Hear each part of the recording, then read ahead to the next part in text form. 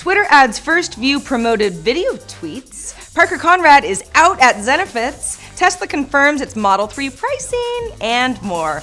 It's Tuesday, February 9th, and this is Crunch Report, presented by Toyota. So Twitter spent all last weekend trying to quiet rumors that it was planning to change the order of tweets in your timeline, with CEO Jack Dorsey even weighing in that there was no such plan, even though everyone was freaking out about it anyway. What Twitter is doing, though, is adding a new product, a new video ad unit called First View. So advertisers who pay for a First View position will show up first in Twitter's ad network and then get the top ad spot the first time a person opens Twitter for a period of 24 hours. First View is video only, but a spokesperson says they are considering expanding to other tweet types in the future. Now, the timing is very important on Twitter's ad revenue plans because the company is announcing its Q4 and full year earnings tomorrow. Just yesterday, the company's stock dipped to below $15 per share for the first time, so investors are restless.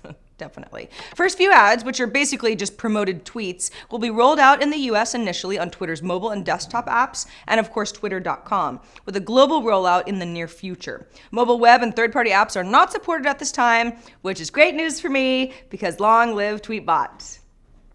Big shakeup over at Zenefits last night. Well, yesterday afternoon, CEO Parker CONRAD left the company, with COO David Sachs taking over. CONRAD also stepped down as company director.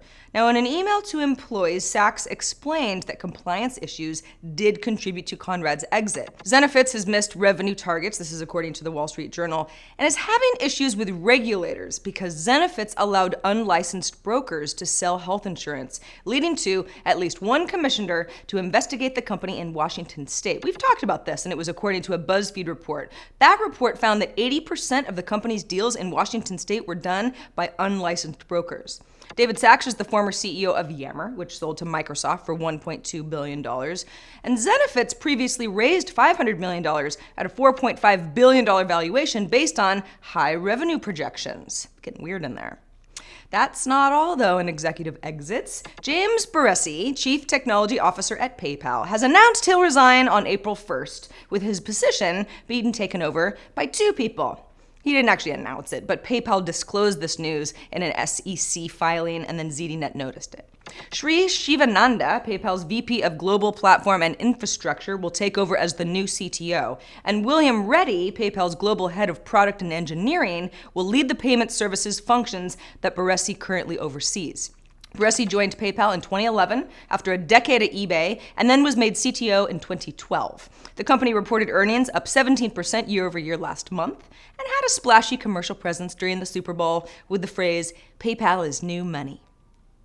Tesla has not opened the curtain on its upcoming Model 3 just yet, but the company has confirmed the pricing will start at $35,000. Now, that price point is only slightly higher than the average car sells for in the US. It's also $2,500 lower than the starting price of the Chevy Bolt, that's GM's all-electric car, which is set later this year for $37,500. But the US government is also offering a $7,500 tax credit, and then some states offer $2,500 or even $6,000 rebates, in which case both the Bolt and Tesla Model 3 will retail for under $30,000, and that's an attractive price point for people buying cars in the US.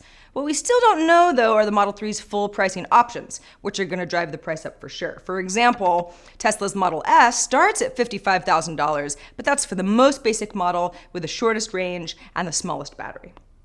Yesterday, NASA's Jet Propulsion Laboratory released a new 360-degree video of the surface of Mars by stitching together images that the Mars Curiosity rover took on December 18th, which just so happens to be the 1,197th SOL of its mission. SOL is the name for a Martian day, which you would already know if you saw The Martian starring Matt Damon.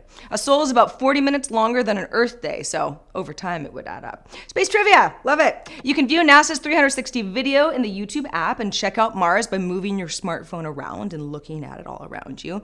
Back in 2012, NASA released a similar panoramic view from the Curiosity site, but since then, both Facebook and YouTube started allowing 360-degree video uploads, so it's cooler now.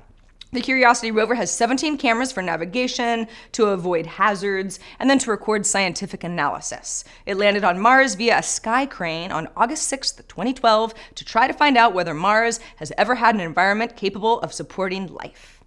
And that is the report for today. I'm Sarah Lane. Thanks for watching. Crunch Report airs every weekday at 7 p.m. Eastern, 4 p.m. Pacific on TechCrunch.com. You can find us on iTunes and on YouTube as well. We'll see you tomorrow.